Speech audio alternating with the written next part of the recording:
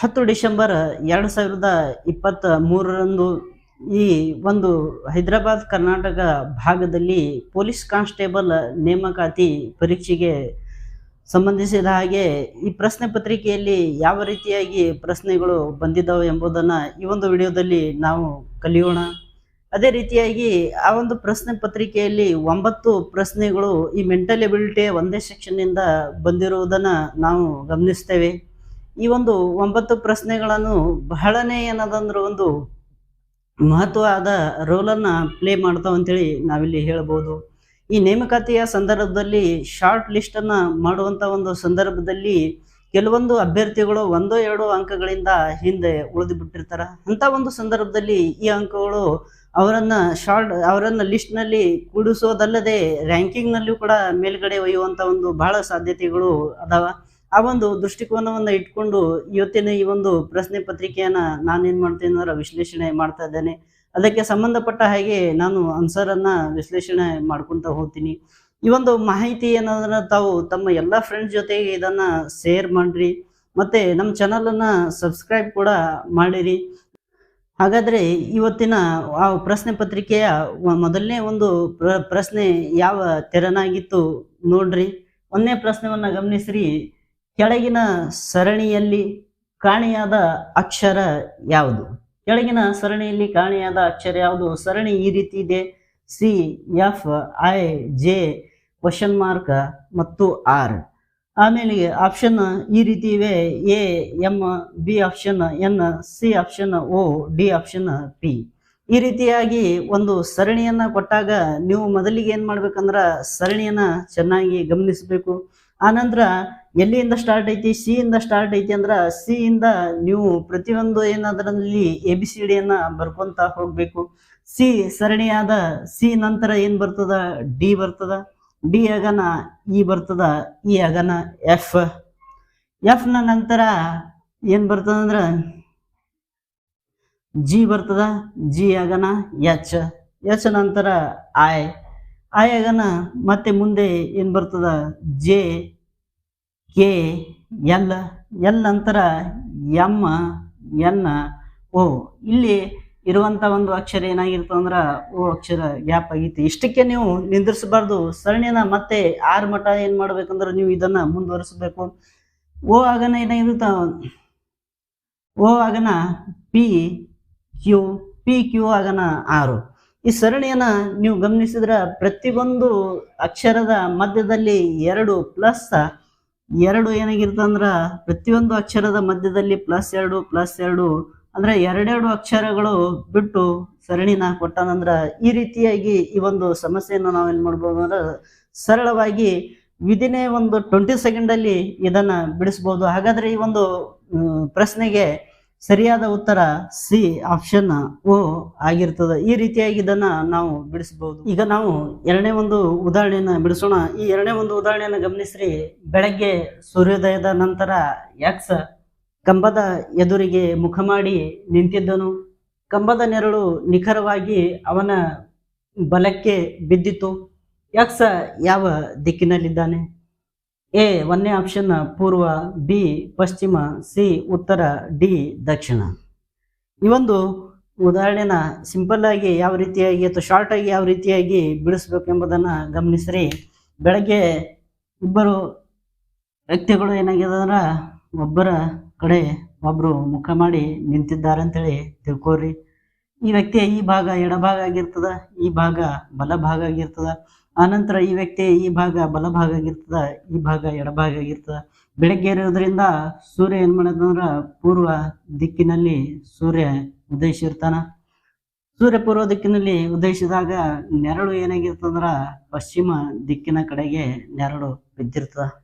ಈ ನಕ್ಷತ್ರ ನೋಡಿದ್ರ ಇಲ್ಲಿ ಏನಾಗಿರ್ತಂದ್ರ ಪೂರ್ವನು ನಮ್ಮ ಆನ್ಸರ್ ಆಗಿರೋದಿಲ್ಲ, ಪಶ್ಚಿಮನು ನಮ್ಮ ಆನ್ಸರ್ ಆಗಿರೋದಿಲ್ಲ. ಯಾಕಂದ್ರೆ ಸೂರ್ಯ ಪೂರ್ವ ಕಡೆ ಉದಯಿಸ್ತಾನ, ನಮ್ಮ ನೆರಳಂತೂ ಪೂರ್ವದ ಕಡೆ ಬೀಳಂಗಿಲ್ಲ. ನೆರಳು ಏನಾಗಿರ್ತಂದ್ರೆ ಪಶ್ಚಿಮ ದಿಕ್ಕಿನ ಕಡೆ ಬಿದ್ದಿರ್ತದ. ಇಲ್ಲಿ ಏನಾಗಿದೆ ಅಂದ್ರೆ ಯಾವ ದಿಕ್ಕಿಗೆ ಮುಖ ಮಾಡಿ ನಿಂತಾನಂತೇಳಿ ಕೇಳ್ಯಾನ. ಆ ಒಂದು ದಿಕ್ಕಿಂದ ನೆರಳು ಪಶ್ಚಿಮ ದಿಕ್ಕಿಗೆ ಬೀಳೋದ್ರಿಂದ ಅವನು ಪಶ್ಚಿಮ ದಿಕ್ಕಿನ ಕಡೆ ಮುಖ ಮಾಡಿ ನಿಂತಿರೋದಿಲ್ಲ. ಇನ್ನು ಮತ್ತೆ ಮುಂದೆ ಹೋದ್ರೆ ಕಂಬದ ನೆರಳು ನಿಖರವಾಗಿ ಅವನ ಬಲಕ್ಕೆ ಬೀಳ್ತಿತ್ತು. ಕಂಬದ ನೆರಳು ನಿಖರವಾಗಿ ಇದು ಏನಾಗಿರ್ತಂದ್ರೆ ಅವನ ಬಲಕ್ಕೆ ಬೀಳ್ತಿತ್ತಂದ್ರೆ ನೆರಳು ಇಲ್ಲಿದೆ, ಈ ವ್ಯಕ್ತಿಯ ಬಲಕ್ಕೆ ಬಲಭಾಗ ಇದು, ಹಾಗಾದ್ರಿಂದ ಇವನು ಎಕ್ಸ್ ವ್ಯಕ್ತಿಯಾಗಿರ್ತಾನೆ, ಇದು ಕಂಬ ಆಗಿರ್ತೈತಿ. ಹಾಗಾದ್ರೆ ಎಕ್ಸ್ ವ್ಯಕ್ತಿ ಯಾವ ಕಡೆಗೆ ಮುಖ ಮಾಡಿ ನಿಂತಂದ್ರ ಎಕ್ಸ್ ವ್ಯಕ್ತಿ ಏನದಂದ್ರ ಕೆಳಗಡೆಗೆ ಮುಖ ಮಾಡಿ ನಿಂತನ, ಕೆಳಗಡೆಗೆ ದಕ್ಷಿಣ ದಿಕ್ಕು ಬರ್ತದ. ಹಾಗಾದ್ರೆ ಈ ಒಂದು ಸಮಸ್ಯೆಗೆ ದಕ್ಷಿಣ ಸರಿಯಾದ ಉತ್ತರ ಅಂತೇಳಿ ನಾವು ಹೇಳ್ಬೋದು. ಈ ರೀತಿಯಾಗಿ ಸಮಸ್ಯೆನ ಬಿಡಿಸಬಹುದು. ಈಗ ನಾವು ಮೂರನೇ ಒಂದು ಉದಾಹರಣೆಯನ್ನ ಬಿಡಿಸೋಣ. ಈ ಮೂರನೇ ಒಂದು ಉದಾಹರಣೆಯನ್ನ ಗಮನಿಸಿರಿ. ಎರಡು ಸಂಖ್ಯೆಗಳ ಗುಣಲಬ್ಧವು 35, ಅವುಗಳ ವರ್ಗಗಳ ಮೊತ್ತವು 74. ಹಾಗಾದರೆ ಆ ಎರಡು ಸಂಖ್ಯೆಗಳು ಯಾವುವು? ಆಪ್ಷನ್ ಎ 3 ಮತ್ತು 7, ಆಪ್ಷನ್ ಬಿ 5 ಮತ್ತು 7, ಆಪ್ಷನ್ ಸಿ 7 ಮತ್ತು 9, ಆಪ್ಷನ್ ಡಿ 5 ಮತ್ತು 9. ಇಂಥ ಒಂದು ಸಮಸ್ಯೆ ಬಂದಾಗ ನಾವು ಮೊದ್ಲಿಗೆ ಏನ್ ಮಾಡ್ಬೇಕಂದ್ರ ಅವುಗಳ ಗುಣಲಬ್ಧವನ್ನ ನೋಡ್ಕೋಬೇಕು. ಗುಣಲಬ್ಧ ಎಷ್ಟೈತೆ ಅಂದ್ರ 35 ಇದೆ. ಹಾಗಾದ್ರೆ ಈ ಎರಡು ಸಂಖ್ಯೆಗಳನ್ನ ಗುಣಾಕಾರ ಮಾಡಬೇಕು. 7 3 21, ಆಮೇಲೆ 7 5 35, ಆನಂತರ 9 7 63, ಆನಂತರ 9 5 45. ಹಾಗಾದ್ರೆ ಅವುಗಳ ಗುಣಲಬ್ಧ ಎಷ್ಟೈತೆ ಅಂದ್ರ 35 ಆಗ್ಯದ. ಆದ್ದರಿಂದ ಬಿ ಇದಕ್ಕೆ ಸರಿಯಾದ ಉತ್ತರ ಅಂತೇಳಿ ನಾವು ಹೇಳ್ಬೋದು. ಆನಂತರ ಎ ಅಲ್ಲಿ ನೋಡ್ರಿ ಗುಣಲಬ್ಧ ಎಷ್ಟೈತಿ 21, ಇದು ಸಾಧ್ಯ ಇಲ್ಲ. ಆನಂತರ ಸಿ ಅಲ್ಲಿ 63 ಅದ, ಇದನ್ನು ಸಾಧ್ಯ ಇಲ್ಲ. ಡಿ ಅಲ್ಲಿ 45, ಇದನ್ನು ಸಾಧ್ಯ ಇಲ್ಲ. ಹಾಗಾದ್ರೆ ಬಿ ಏನಾಗಿರ್ತಂದ್ರೆ ಇದಕ್ಕೆ ಸರಿಯಾದ ಒಂದು ಉತ್ತರ ಅಂತೇಳಿ ನಾವು ಹೇಳ್ಬಹುದು. ಈ ರೀತಿಯಾಗಿ ಸಮಸ್ಯೆನ ಶಾರ್ಟ್ ವಿಧಾನದಿಂದ ಬಿಡಿಸಬಹುದು. ಈಗ ನಾವು 4ನೇ ಒಂದು ಉದಾಹರಣೆಯನ್ನು ಬಿಡಿಸೋಣ. 4ನೇ ಒಂದು ಉದಾಹರಣೆಯನ್ನ ಗಮನಿಸಿರಿ. 10 25 30 45 50 ಈ ಸಂಖ್ಯೆಗಳ ಸರಾಸರಿ ಎಷ್ಟು? A option 30, B option 31, C option 32, D option 33. ಇಂಥ ಒಂದು ಉದಾಹರಣೆಯನ್ನ ಬಂದಾಗ ನಾವು ಮೊದಲಿಗೆ ಈ ಕೊಟ್ಟಂತ ಸಂಖ್ಯೆಗಳ ಮೊತ್ತವನ್ನ ಕಂಡುಹಿಡಿಬೇಕು. ಮೊತ್ತ ಅಂದ್ರೆ ಈ ಎಲ್ಲ ಸಂಖ್ಯೆಗಳನ್ನ ಕೂಡಿಸ್ಬೇಕು. 10 1 25 35, 35 1 30 60, 35 1 30 65, 65 1 45 110, 110 1 50 ಎಷ್ಟಾಗಿತ್ತು ಅಂದ್ರ 160. ಈ ಸಂಖ್ಯೆಗಳ ಮೊತ್ತ ಎಷ್ಟೈತಂದ್ರ 165. ಮೊತ್ತ ಅಂದ್ರ ಈ ಎಲ್ಲಾ ಸಂಖ್ಯೆಗಳನ್ನ ಕೂಡಿಸ್ಬೇಕು. ಆಮೇಲೆ ಎಲ್ಲಾ ಸಂಖ್ಯೆಗಳಿಂದ ಒಟ್ಟು ಎಷ್ಟು ಸಂಖ್ಯೆ ಅದಾವಲ್ಲ ಆ ಸಂಖ್ಯೆಯಿಂದ ಅದನ್ನ ಏನ್ ಮಾಡ್ಬೇಕಂದ್ರ ಭಾಗಾಕಾರ ಮಾಡ್ಬೇಕು. ಈ ಸಂಖ್ಯೆಗಳ ಮೊತ್ತ 160 ಆಗಿರ್ತದ. ಹಾಗಾದ್ರೆ ಎಷ್ಟು ಸಂಖ್ಯೆಗಳದಾವ ನೋಡ್ರಿ, 1 2 3 4 5 ಸಂಖ್ಯೆಗಳದಾವ. ಇದನ್ನ 5ರಿಂದ ಏನ್ ಮಾಡ್ಬೇಕಂದ್ರ ನಾವು ಭಾಗಾಕಾರ ಮಾಡಬೇಕು. 5ರಿಂದ ಭಾಗಾಕಾರ ಮಾಡ್ರಿ. 5 3 ಎಷ್ಟೈತಂದ್ರ 15 ಆಯ್ತು. 1 ಉಳಿತು, 5 2 10. ಹಾಗಾದ್ರೆ 32 ಏನಾಗಿರ್ತಂದ್ರ ಈ ಕೊಟ್ಟಂತ ಎಲ್ಲಾ ಸಂಖ್ಯೆಗಳ ಸರಾಸರಿ ಆಗಿರ್ತದ. ಹಾಗಾದ್ರೆ ಆಪ್ಷನ್ ಅಲ್ಲಿ ಸಿ ಇದಕ್ಕೆ ಸರಿಯಾದ ಉತ್ತರ ಅಂತೇಳಿ ನಾವು ಹೇಳ್ಬಹುದು. ಈ ರೀತಿಯಾಗಿ ಈ ಉದಾಹರಣೆಯನ್ನ ಬಿಡಿಸಿ. ಈಗ ನಾವು 5ನೇ ಒಂದು ಉದಾಹರಣೆಯನ್ನ ಬಿಡಿಸೋಣ. 5ನೇ ಒಂದು ಉದಾಹರಣೆಯನ್ನ ಗಮನಿಸಿರಿ. ರಾಮ ಕಿಶನ್ಗಿಂತ ಹಿರಿಯ, ಮಂಜು ಸಂತೋಷ್ಗಿಂತ ಕಿರಿಯ, ರಮೇಶ್ ಮಂಜುಗಿಂತ ಹಿರಿಯ, ಆದರೆ ಕಿಶನ್ಗಿಂತ ಕಿರಿಯ. ಈ ಕೆಳಗಿನವುಗಳಲ್ಲಿ ಯಾರು ಕಿರಿಯರು? A Rama, B Kishan, C Manju, D Ramesh. ಇದನ್ನ ಯಾವ ರೀತಿಯಾಗಿ ಬಿಡಿಸ್ಬೇಕು ನೋಡ್ರಿ. ಮೊದಲಿಗೆ ನೀವೇನ್ ಮಾಡ್ರಿ ಅಂದ್ರ ಈ ಒಂದು ಸ್ಟೇಟ್ಮೆಂಟ್ ಅನ್ನ ಓದ್ಕೊಂತ ಹಂಗೆ ಯಾರು ಹಿರಿಯರು ಮತ್ತು ಯಾರು ಕಿರಿಯರು ಅದನ್ನ ಮಾರ್ಕ್ ಮಾಡ್ಕೊಂತ ಹೋಗ್ರಿ. ರಾಮ ಕಿಶನ್ಗಿಂತ ಹಿರಿಯ. ರಾಮ ಏನಂದ್ರ ಈ ಕಿಶನ್ಗಿಂತ ಹಿರಿಯ ಅದಾನ. ಮಂಜು ಸಂತೋಷ್ಗಿಂತ ಕಿರಿಯ. ಮಂಜು ಏನದನಂದ್ರ ಸಂತೋಷ್ಗಿಂತ ಏನದನಂದ್ರ ಕಿರಿಯ ಅದನ. ಮಂಜು ಏನದನ ಸಂತೋಷ್ಗಿಂತ ಕಿರಿಯ ಅದನ. ಆಮೇಲೆ ರಮೇಶ ಮಂಜುಗಿಂತ ಹಿರಿಯ. ರಮೇಶ್ ಏನದನ ಈ ಮಂಜುಗಿಂತಲೂ ಏನದನಂದ್ರ ಹಿರಿಯ ಅದನ. ರಮೇಶ ಮಂಜುಗಿಂತಲೂ ಹಿರಿಯ ಅದನ. ಆದರೆ ಕಿಶನ್ಗಿಂತಲೂ ಕಿರಿಯ ಅದನ. ಅನಂತರ ಈ ಮೇಲಿನ ಈ ಒಂದು ಸ್ಟೇಟ್ಮೆಂಟ್ ಅದನ್ನ ನೋಡ್ರಿ. ಇಲ್ಲಿ ಏನದನಂದ್ರ ರಾಮ ಕಿಶನ್ಗಿಂತಲೂ ಏನದ ಕಿರಿಯ ಅದನ. ಆದ್ದರಿಂದ ಇಲ್ಲಿ ರಾಮ ಹಾಕ್ರಿ. ಆನಂತರ ಮತ್ತೆ ನೋಡ್ರಿ ಇಲ್ಲಿ ಸಂತೋಷ ಅದನ್ನ ಮಂಜುನಿಗಿಂತ ಸಂತೋಷ ಮಂಜುನಿಗಿಂತ ಹಿರಿಯ ಅದನ. ಮತ್ತೆ ಇಲ್ಲಿ ಏನ್ ಮಾಡ್ರಿ ಅಂದ್ರೆ ನೀವು ಸಂತೋಷನ ಹಾಕ್ರಿ, ಆನಂತರ ಇಲ್ಲಿ ಏನಾಗಿರ್ತಂದ್ರ ಮಂಜುನ ಹಾಕ್ರಿ. ಈಗ ನೋಡ್ರಿ ಏನಾಗಿದೆ ಅಂದ್ರ ಈ ಕೆಳಗಿನವುಗಳಲ್ಲಿ ಯಾರು ಕಿರಿಯರು, ಕೆಳಗಿನವುಗಳಲ್ಲಿ ಅತ್ಯಂತ ಕಿರಿಯರು ಯಾರಂದ್ರ ಮಂಜು ಏನಾಗಿರ್ತಂದ್ರ ಅತ್ಯಂತ ಕಿರಿಯವನು ಆಗಿರ್ತಾನ. ಆಮೇಲೆ ಮಧ್ಯದಲ್ಲಿ ಇರುವ ವ್ಯಕ್ತಿ ಯಾರು ಅಂದ್ರ ರಮೇಶ ಮಧ್ಯದಲ್ಲಿ ಇರುವ ವ್ಯಕ್ತಿ ಆಗಿರ್ತಾನ. ಆಮೇಲೆ ಅತ್ಯಂತ ಹಿರಿಯ ವ್ಯಕ್ತಿ ಯಾರಂದ್ರ ರಾಮ್ ಏನಾಗಿರ್ತಾನಂದ್ರ ಹಿರಿಯ ವ್ಯಕ್ತಿ ಆಗಿರ್ತಾನ. ಇಲ್ಲಿ ಏನ್ ಕೇಳ್ಯಾನ ಅಂದ್ರು ಅತ್ಯಂತ ಕಿರಿಯ ವ್ಯಕ್ತಿ ಯಾರಂತ ಹೇಳಿ ಕೇಳ್ಯಾನ. ಮಂಜು ಏನಾಗಿರ್ತಾನಂದ್ರ ಇದಕ್ಕೆ ಸರಿಯಾದ ಒಂದು ಉತ್ತರ ಅಂತ ಹೇಳಿ ನಾವು ಹೇಳ್ಬಹುದು. ಈ ರೀತಿಯಾಗಿ ಈ ಸಮಸ್ಯೆನ ಈಗ 6ನೇ ಒಂದು ಉದಾಹರಣೆಯನ್ನು ಬಿಡಿಸೋಣ. 6ನೇ ಒಂದು ಉದಾಹರಣೆಯನ್ನು ಗಮನಿಸ್ರಿ. 17 ಗುಂಡ್ಲೆ 4096 32ರಿಂದ ಭಾಗಿಸಿದಾಗ ಉಳಿದದ್ದು ಏನು? ಎ 1ನೇ ಆಪ್ಷನ್ 0, 2ನೇ option 1, C option 2, D option 3. ಅಂದ್ರ ಈ ಒಂದು ಪ್ರಶ್ನೆಯನ್ನ ಯಾವ ರೀತಿಯಾಗಿ ಕೇಳ್ಯಾನಂದ್ರ 17ನ್ನ 4096ರಿಂದ ಗುಣಾಕಾರ ಮಾಡಿದಾಗ ಬಂದ ಉತ್ತರವನ್ನ 32ರಿಂದ ಭಾಗಾಕಾರ ಮಾಡಿದಾಗ ಏನು ಶೇಷ ಉಳಿತದ ಅಂತ ಹೇಳಿ ಈ ಒಂದು ಪ್ರಶ್ನೆಯಲ್ಲಿ ಕೇಳ್ಯಾನ. ಆಮೇಲೆ ಈ ಸರ್ವಸಾಮಾನ್ಯವಾಗಿ ಇಷ್ಟು ದೊಡ್ಡ ಮಗ್ಗಿನ ನಮ್ಗೆ ಯಾರಿಗೂ ಏನಾಗಿರೋಲ್ಲ, ಬಾಹ್ಯಾಟ್ ಇರೋದಿಲ್ಲ. ಆದ್ರಿಂದ ಇಲ್ಲೊಂದು ಸಣ್ಣ ಟ್ರಿಕ್ಸ್ ಅನ್ನ ನಾವು ಯೂಸ್ ಮಾಡ್ಬೋದು. ಅದೇನಂದ್ರ ಈಗ 32ರ ಮಗ್ಗಿನ ನೋಡ್ಕೊರಿ. 32 ಒಂದ್ಲೆ 32, 32 ಎರಡ್ಲೆ 64, 32 ಮೂರ್ಲೆ 96, 32 ನಾಲ್ಕಲೆ 128, 32 ಐದ್ಲೆ 160. ಈ ಅಂಕಿಯ ಬಿಡಿ ಸ್ಥಾನದ ಅಂಕಿಗಳನ್ನ ನೋಡ್ಕೋರಿ. ಬಿಡಿ ಸ್ಥಾನದಲ್ಲಿ ಏನಾಗಿರ್ತಂದ್ರೆ 2, 4, 6, 8, 0 ಬರ್ತದ. ಮತ್ತೆ ಮುಂದೆ ಏನಾಗಿರ್ತಂದ್ರೆ 2, 4, 6, 8, 0 ಹೀಗೆ ಏನಾಗಿರ್ತಂದ್ರೆ ಇದು ಮುಂದುವರಿತಾ ಇರ್ತದ. ಆಮೇಲೆ ಈ ಒಂದು ಸಂಖ್ಯೆ ಬಿಡಿ ಸ್ಥಾನ ನೋಡ್ರಿ 7 ಐತಿ. ಈ ಒಂದು ಸಂಖ್ಯೆ ಬಿಡಿ ಸ್ಥಾನ ಐತಿ ನೋಡ್ರಿ 6 ಐತಿ. 7 × 6 ಮಾಡ್ರಿ. 7 6ಲೆ 42 ಐತು. 42 ಅಂದ್ರ ಈ ಸಂಖ್ಯೆನ ಪೂರ್ತಿ ಗುಣಿಸಿದಾಗ ಬಿಡಿ ಸ್ಥಾನದಲ್ಲಿ 2 ಬಂತು. ಈ 2 ಅನ್ನೋದು ಏನಾಗಿರ್ತಂದ್ರ ಈ 32ರ ಮಗ್ಗಿಯಿಂದ ಏನಾಗಿರ್ತಂದ್ರ ನಿಶೇಷವಾಗಿ ಭಾಗ ಹೋಗಿ ಕೊನೆಗೆ ಏನಾಗಿರ್ತಂದ್ರ ಇಲ್ಲಿ 0 ನಮ್ಮ ಶೇಷ ಉಳಿತದ. ಯಾಕಂದ್ರೆ 32ರ ಮಗ್ಗಿಯಲ್ಲಿ 2, 4, 6, 8, 0 ಈ ರೀತಿಯಾಗಿ ಪುನರಾವರ್ತನೆ ಆಗಿದಾಗ ಈ ನಮ್ಮ ಬಂದಂತ ಗುಣಾಕಾರದಲ್ಲಿ ಕೂಡ ಕೊನೆಗೆ ಏನಾಗಿರ್ತಂದ್ರ 2 ಬಂದ್ರು ನಿಶೇಷವಾಗಿ ಭಾಗ ಹೋಗಿರ್ತದ. ಕೊನೆಗೆ 4 ಬಂದ್ರು ನಿಶೇಷವಾಗಿ ಭಾಗ ಹೋಗಿರ್ತದ. 6 ಬಂದ್ರು ನಿಶೇಷವಾಗಿ ಭಾಗ ಹೋಗಿರ್ತದ. 8 ಬಂದ್ರು ನಿಶೇಷವಾಗಿ ಭಾಗ ಹೋಗಿರ್ತದ. ಅದೇ ರೀತಿಯಾಗಿ 0 ಬಂದ್ರು ಕೂಡ ಅದು ನಿಶೇಷವಾಗಿ ಭಾಗ ಹೋಗಿರ್ತದ. ಆದ್ರಿಂದ ಈ ಒಂದು ಸಮಸ್ಯೆಗೆ ಏನಾಗಿರ್ತಂದ್ರ ಎ ಆನ್ಸರ್ ಅಂತೇಳಿ ನಾವು ಹೇಳಬಹುದು. ಈ ರೀತಿಯಾಗಿ ಶಾರ್ಟ್ ಟ್ರಿಕ್ಸ್ ನಿಂದ ಇದನ್ನ ನಾವು ಒಂದು ಉದಾಹರಣೆಯನ್ನ ಗಮನಿಸ್ರಿ. 6 ಬಾರಿ ಒಂದು ಸಂಖ್ಯೆಯನ್ನ 10ರಿಂದ ಕಡಿಮೆ ಮಾಡಿದರೆ ಅದು 50ಕ್ಕೆ ಸಮವಾದದ್ದು. ಆ ಸಂಖ್ಯೆ ಯಾವುದು? 1ನೇ option A 8, B 9, C 10, D 11. ಇದನ್ನ ಯಾವ ರೀತಿಯಾಗಿ ಬಿಡಿಸ್ಬೇಕು ನೋಡ್ರಿ. ಅವ್ನ ಏನೇ ಕೇಳಂದ್ರ ಯಾವುದೋ ಒಂದು ಸಂಖ್ಯೆ ಐತಿ. ಆ ಒಂದು ಸಂಖ್ಯೆನ ನಾವು ಎಕ್ಸ್ ಅಂತೇಳಿ ತಿಳ್ಕೊಳ್ಳುವ.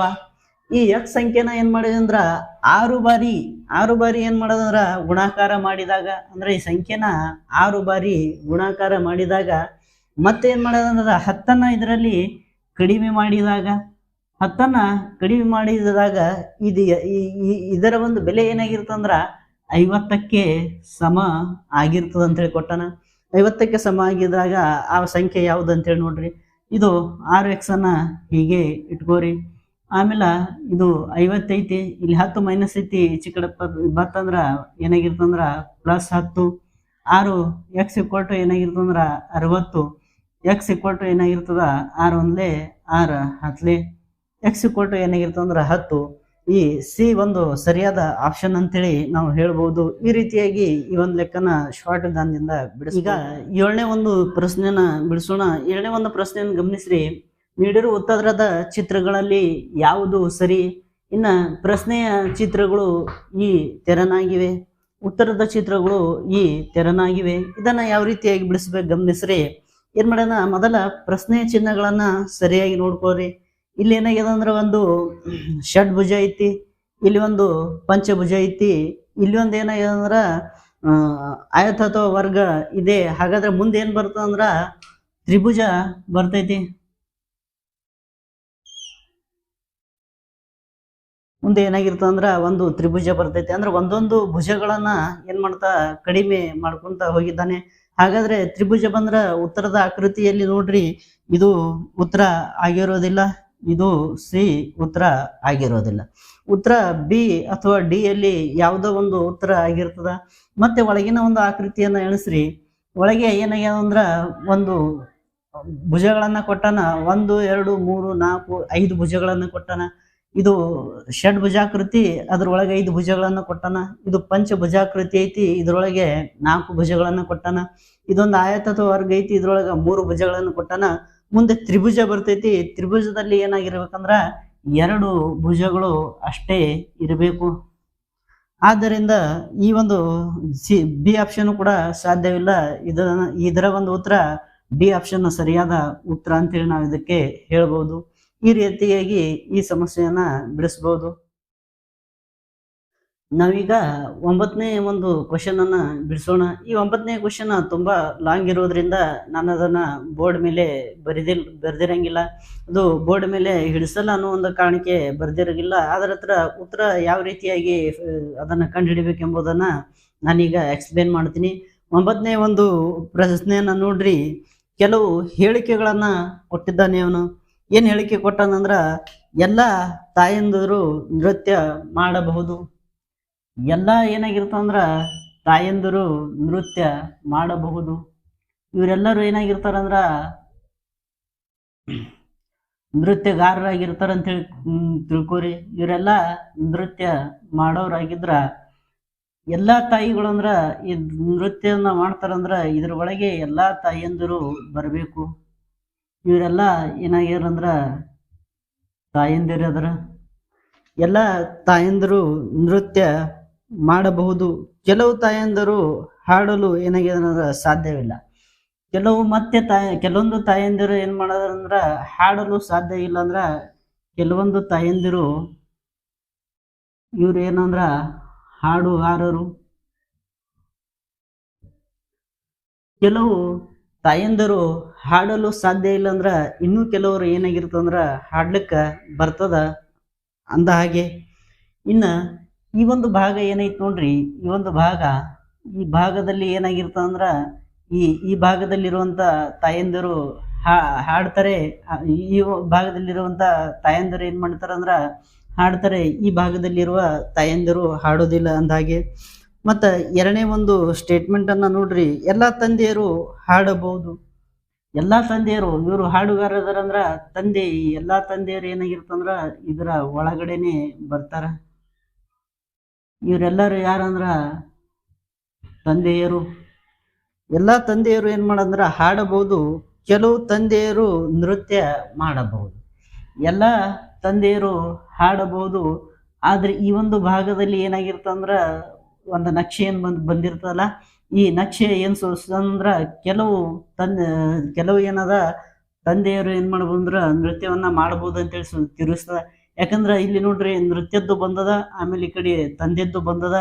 ಆದ್ರಿಂದ ಕೆಲವು ತಂದೆಯರು ಏನ್ ಮಾಡ್ಬೋದು ಅಂದ್ರೆ ಇಲ್ಲಿ ನೃತ್ಯ ಮಾಡಬಹುದು.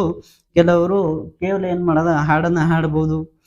ದೀಪ ನೃತ್ಯ ಮಾಡಬಹುದು, ಆದರೆ ಹಾಡಲು ಆಗುವುದಿಲ್ಲ. ದೀಪ ಏನ್ ಮಾಡ್ಬೋದು ಅಂದ್ರ ನೃತ್ಯನ ಮಾಡಬಹುದು. ಅಂದ್ರ ದೀಪ ನೃತ್ಯನ ಮಾಡಬಹುದು, ಆದರೆ ಹಾಡುಗಾರನಲ್ಲ, ಹಾಡಲು ಸಾಧ್ಯವಿಲ್ಲ. ಹಾಗಾದ್ರೆ ದೀಪ ಹಾಡಲು ಸಾಧ್ಯ ಅಂದ್ರ ದೀಪ ಈ ಕಡೆ ಬರಂಗಿಲ್ಲ. ದೀಪ ಏನ್ ಮಾಡಿರ್ತಾನಂದ್ರ ಈ ಕಡೆ ಬರ್ತಾನ. ಇಲ್ಲಿ ಏನಾಗಿರ್ತಂದ್ರ ದೀಪ ಬರ್ತಾನ ಅಂತೇಳಿ ತಿಳ್ಕೊರಿ. ಆಮೇಲೆ ಇಲ್ಲಿ ಏನಾಗಿರ್ತಂದ್ರ ಹಾಡಲು ಸಾಧ್ಯವಿಲ್ಲ, ಹಾಡಲು ಆಗುವುದಿಲ್ಲ ಅಂದ್ರ ಈ ಒಂದು ಸಂಪೂರ್ಣ ಭಾಗ ಏನಾಗಿರ್ತಂದ್ರ ಇಲ್ಲಿ ಈ ಒಂದು ಸಂಪೂರ್ಣ ಭಾಗ ದೀಪಿಗೆ ಸಂಬಂಧ ಇರೋದಿಲ್ಲ. ಈ ಒಂದು ಸಂಪೂರ್ಣ ಭಾಗ ಏನಾಗಿರುತ್ತಂದ್ರ ಈ ದೀಪಿಗೆ ಸಂಬಂಧ ಇರೋದಿಲ್ಲ. ಹಾಗಾದ್ರೆ ಪ್ರಶ್ನೆನ ಯಾವ ರೀತಿಯಾಗಿ ಕೇಳ ನೋಡ್ರಿ. ದೀಪ ಒಬ್ಬ ತಂದೆ, ದೀಪ ಒಬ್ಬ ತಂದೆ ಅಂತೇಳಿ ಕೇಳ್ಯಾನ. ಆದ್ರೆ ಇದು ಸಂಪೂರ್ಣ ಭಾಗ ಏನಾಗಿರಂಗಿಲ್ಲ ಅಂದ್ರ ಇದಕ್ಕೆ ಸಂಬಂಧಪಟ್ಟಿರೋದಿಲ್ಲ. ಹಾಗಾದ್ರೆ ಒಂದೇ ಒಂದು ಸ್ಟೇಟ್ಮೆಂಟ್ ಏನಾಗಿರ್ತಂದ್ರ ರಾಂಗ್ ಅಂತೇಳಿ ನಾವು ಇಲ್ಲಿ ಹೇಳ್ಬೋದು. ಆಮೇಲೆ ಎರಡನೇ ಸ್ಟೇಟ್ಮೆಂಟ್ ಬಿ ಏನು ಕೊಟ್ಟ ನೋಡ್ರಿ, ಬಿ ಏನು ಕೊಟ್ಟಾನಂದ್ರ ದೀಪ್ ಒಬ್ಬಳು ತಾಯಿ. ದೀಪ್ ಏನಾಗಿರ್ತದಂದ್ರ ಒಬ್ಬಳು ತಾಯಿ. ಇಲ್ಲಿ ದೀಪ್ ಒಬ್ಬಳು ತಾಯಿ ಆಗಿರಬಹುದು. ದೀಪ್ ಏನಾಗ್ಯದಂದ್ರ ಒಬ್ಬಳು ತಾಯಿ ಆಗಿರಬಹುದು, ಆದ್ರೆ ತಂದೆ ಆಗಲು ಸಾಧ್ಯ ಇಲ್ಲ. ಯಾಕಂದ್ರ ಎಲ್ಲ ತಂದೆಯರು ಏನಾಗ್ಯದಂದ್ರ ಹಾಡುಗಾರ ಅಲ್ಲ ಅನ್ನೋ ಒಂದು ಉದ್ದೇಶಕ್ಕೆ ಇದಿಷ್ಟು ಭಾಗ ಏನಾಗಿರ್ತಂದ್ರ ಕ್ಯಾನ್ಸಲ್ ಆಗಿರ್ತದ. ಹಂಗಂದ್ರೆ ಮೂರನೇ ಒಂದು ಹೇಳೋಕೆ ಸಾಧ್ಯವಿಲ್ಲ. ನಾಲ್ಕನೇದು ಇವುಗಳಲ್ಲಿ ಯಾವುದೂ ಅಲ್ಲ. ಇಲ್ಲಿ ಏನಾಗಿರ್ತಂದ್ರ ದೀಪ ಒಬ್ಬ ತಾಯಿ ಅನ್ನೋದು ಸತ್ಯ ಆಗಿರ್ತದ. ಇನ್ನು ಎಕ್ಸಾಮ್ನವ್ರ ಯಾವ ಒಂದು ಏನಾಗಿರ್ತದಂದ್ರ ಈ ಪ್ರಶ್ನೆಗೆ ಯಾವ ಒಂದು ಉತ್ತರ ಕೊಡ್ತಾನ ಎಂಬುದ್ರ ಮೇಲೆ ಏನಾಗಿರ್ತದಂದ್ರ ಇದರ ಉತ್ತರ ಡಿಪೆಂಡ್ ಆಗಿರ್ತದ. ನನಗನ್ಸೋ ಒಂದು ಸಾಧ್ಯತೆ ಪ್ರಕಾರ ನಾನು ಹೇಳಿದೆ ಬಿ ಉತ್ತರ ಅಂಥೇಳಿ. ಇಲ್ಲಿ ಉತ್ತರ ವೇರಿಯೇಷನ್ ಆಗುವ ಒಂದು ಸಾಧ್ಯತೆಗಳು ಕೂಡ ಅದಾವ. ಈ ರೀತಿಯಾಗಿ ಈ ಲೆಕ್ಕಗಳನ್ನು ನಾವು ಏನು ಮಾಡ್ಬೋದು ಅಂದ್ರೆ ಬಿಡಿಸ್ಬೋದು.